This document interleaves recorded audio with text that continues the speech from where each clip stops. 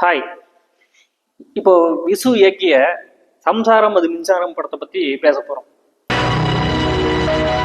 இந்த படத்தை வந்து ஏவிஎம் நிறுவனம் தயாரிச்சிருக்கிறாங்க. விசு டைரக்ஷன் பண்ணியிருக்காரு. பொதுவாக விசு படம்னாவே எப்படின்னு உங்களுக்கு தெரியும். இல்லை குடும்ப கதை, குடும்பத்தில் நடக்கிற பிரச்சனை, அந்த பிரச்சனை எப்படி தீர்த்து வைக்கிறது, எப்படி தீரும், அப்படியெல்லாம் சொல்லியிருப்பாரு நம்ம டைரக்டர் விசு.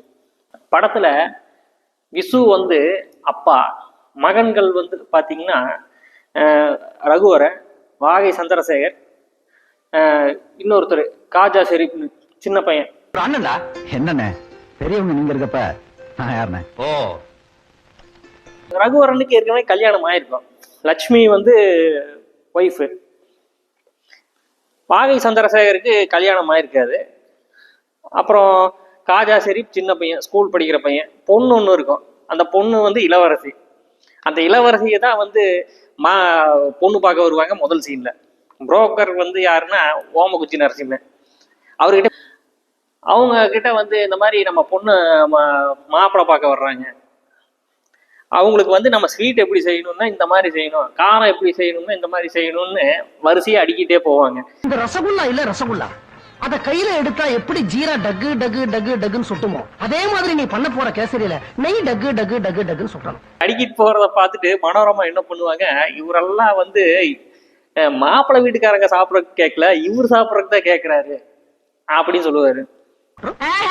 இந்த பலகாரம் எல்லாம் வர்றவங்களுக்காக செய்ய சொல்லல, நாக்க தொங்க போட்டுக்கிட்டு நீங்க திங்கிறதுக்காக செய்ய சொல்றீங்க. மாப்பிள்ளை வீட்டுக்காரங்க வருவாங்க. வந்ததுக்கு அப்புறம் இந்த வீட்டுல வந்து ஒவ்வொருத்தரா அறிமுகப்படுத்துவாரு நம்ம விசு சார். உங்க பொண்டாட்டி தானே? ஆமா, மகா புத்திசாலி அப்படின்னு மனசுக்குள்ள நினைப்பு. கேசரி நல்லா இருக்கடி. மருமகளுக்கு பத்தி பேசுவாரு நம்ம விசு சார், அதாவது லட்சுமி பத்தி. பேசிட்டு இருக்கும்போது கேசரி போடுமா கேசரி போடுமா அப்படிம்பாரு. அந்த காட்சி ரொம்ப நல்லா இருக்கும். என் மூத்த மருமகன் பேரு உமா, இந்த குடும்பத்துக்கே குத்து விளக்கு மாதிரி. கேசரி போடுமா. கடைசி பையன் ஒருத்தர் இருப்பான் பாரதின்னு. அந்த புண்ணியவான் பேரை ஏன் வச்சேன்னு எனக்கே தெரியல.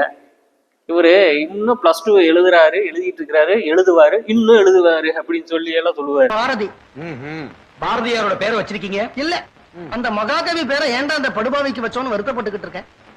கல்யாணத்துக்கு அப்புறம் நான் இப்படிதான் சுதந்திரமா தான் இருப்பேன், எங்க வீட்லயே சுதந்திரமா இல்லை, கல்யாணத்துக்கு அப்புறம் சுதந்திரமா தான் இருப்பேன் அப்படின்னு சொல்லி அங்கேயே அவங்க சுதந்திரமா இருக்க ட்ரை பண்ணுவாங்க. ஆனா சுதந்திரமா இருக்க முடியாது, பிரச்சனைகள் நடக்கும். சரோ, நீ பண்புள்ள பொண்ணு, நீ இப்படியே பிஹேவ் பண்றது? நான் இந்த நடு ரோட்ல ஆடுறேன், என் வீட்ல என் பெட்ரூம்ல ஆடுறேன். That too with female. Raja Sharif வந்து 12th ஃபெயில் ஆகிட்டே இருப்பாரு. பாடம் சொல்லி கொடுத்து அவங்க வந்து எந்த சுகத்தையும் அனுபவிச்சிருக்க மாட்டாங்க. இதனாலேயே வந்து 2 பேருக்கும் பிரச்சனையாகும். பிரச்சனை ஆகி இவங்க வந்து அம்மா வீட்டுக்கு போயிடுவாங்க. நம்ம மாதுரி வந்து அவங்க அம்மா வீட்டுக்கு போயிடுவாங்க.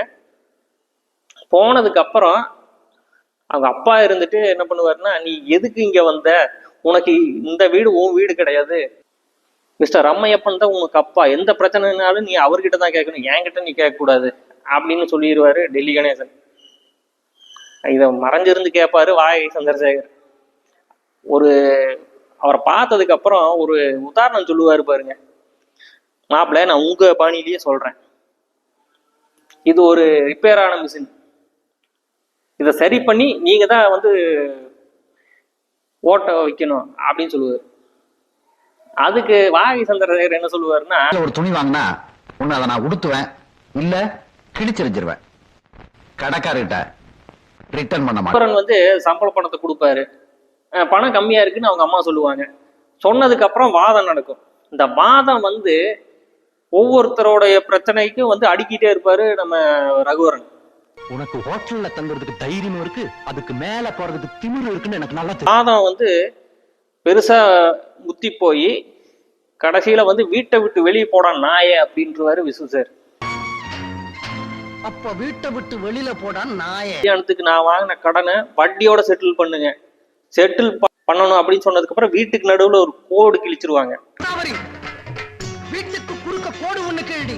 சம்சாரம் அது மின்சாரம்னு ஒரு பாட்டு வரும். அந்த பாட்டுலயே வந்து அந்த பிரச்சனையை வந்து காட்டியிருப்பாங்க. அது மின்சாரம் பேரு வந்து ஃபேமஸ் ஆனது இந்த படத்துல தான்.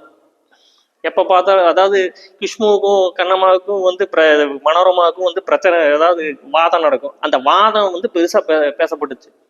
டைவர்ஸ் பத்திரத்துல வந்து எங்க பொண்ணு கையெழுத்து போடும், எங்க பொண்ணு எத்தனை மணிக்கு வேணா வரும், எத்தனை மணிக்கு வேணா போகும், இது பெண் உரிமை வந்து இப்படி எல்லாம் நீங்க கேட்கவே கூடாதுங்கிறது அப்பவே வந்து படத்துல சொல்லியிருப்பாரு நம்ம டைரக்டர் விசு சார். ஆம்பளைங்க இல்லாத நேரம் பார்த்து தகராறு பண்றதுக்கு இந்த ஆள் உள்ள வந்துக்குது. கண்ணம்மா கவனம் கடை. டெரிகாட் பேண்ட், டெரிகாட் சட்டை, இதை அயன் பண்றதுக்கு குள்ளமணி கிட்ட கொடுத்துருப்பாரு ரகுவரன் சார். கொண்டு வந்து கொடுப்பாங்க. அதுல பாதி வந்து அவங்க தான் கட்டணும்னு சொல்லிட்டு விசு சார் கிட்ட போய் கேட்கும்போது, நாங்க எங்க வீட்டுல யாருமே டெரிகாட் பேண்ட், டெரிகாட் சட்டை போட்டது கிடையாது. ஆக டெரிகாட் பேண்ட், டெரிகாட் ஷர்ட் எதுவுமே போடாத இந்த குடும்பத்துல இருந்து எதிர்த்த குடும்பத்துக்காரர் எப்படி 34 ரூபாய் எதிர்பார்க்கிறாரு? பண்ணுன்னு சொல்லிட்டேன் என் பையன், அதனால ரிட்டையர்ட் ஆகிறதுக்கு வந்து இன்னும் 5 வருஷம் இருக்கு, நீங்க என்ன ரிட்டையர்ட் பண்றது, நானே ரிட்டையர்ட் ஆகிக்கிறேன் அப்படின்னு சொல்லிட்டு ரிட்டையர்மெண்ட் வாங்கி பணத்தோட வந்து வீட்டுல வந்து நிப்பாரு. என் வாக்க நான் காப்பாத்திட்டேன், உங்க கடன் வட்டியோட இதுல இருக்க. ஆமா, உங்க வாக்க எப்ப காப்பாத்த போறீங்க? அதான் வீட எப்ப காலி பண்ண போறீங்க?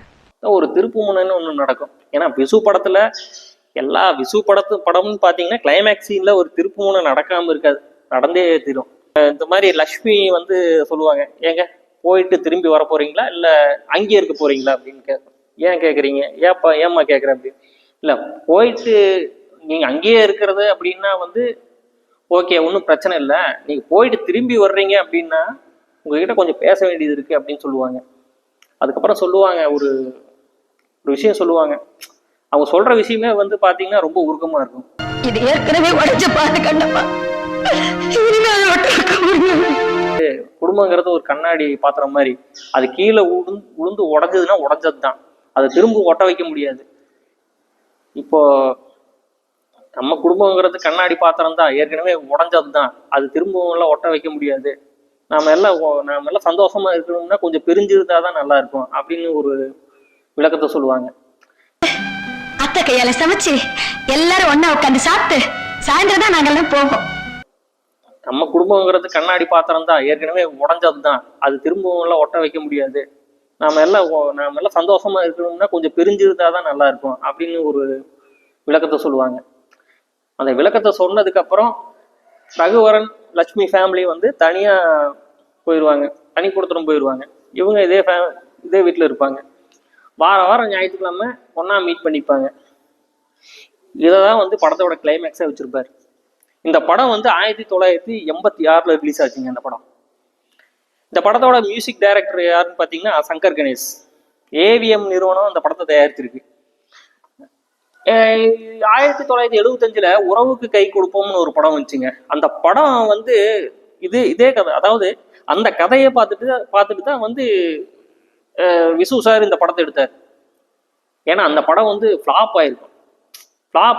இந்த ஃப்ளாப் படத்தை வந்து நாம எடுத்து ஹிட் கொடுப்போம் அப்படின்னு ஒரு ஐடியா பண்ணியிருப்பாரு டைரக்டர் விசு சார். இவரோட பாணியில எடுத்ததுனால படத்தோட கதையும் ஓகே, திரைக்கதையை வந்து அந்த அளவுக்கு நேர்த்தியா கொண்டு போய் சூப்பரா முடிச்சிருப்பாரு.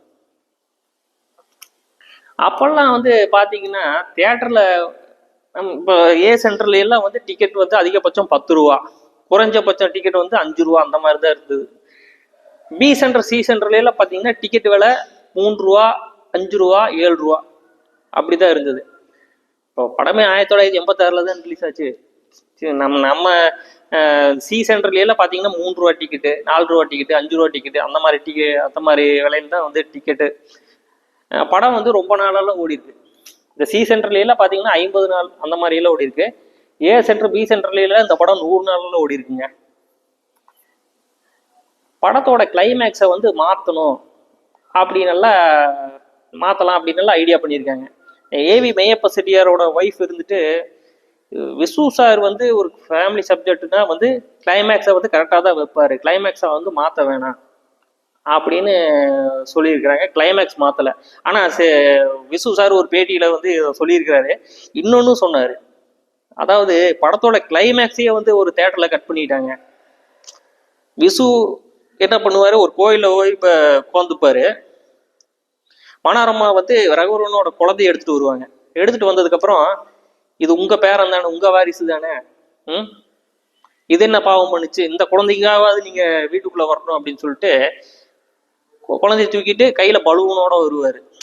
அதோட வந்து படத்தை வந்து முடிச்சிருப்பாங்க சில தேட்டர்கள்ல. இதுதான் கிளைமேக்ஸ்ன்னு நிறைய பேர் நம்பிட்டு இருந்தாங்க. ஆனா அது கிளைமேக்ஸ் கிடையாது. அதுக்கப்புறமும் ஒரு சீன் இருக்கு, அதுதான் கிளைமேக்ஸ் அப்படின்னு சொல்லி கிளைமேக்ஸ் சீனையே வந்து மாத்தி இருக்கிறாங்க சில தேட்டர்ல. நிறைய பேர் வந்து கிளைமேக்ஸ் சீன் இதுதான் அப்படின்னு நினைச்சிருக்காங்க.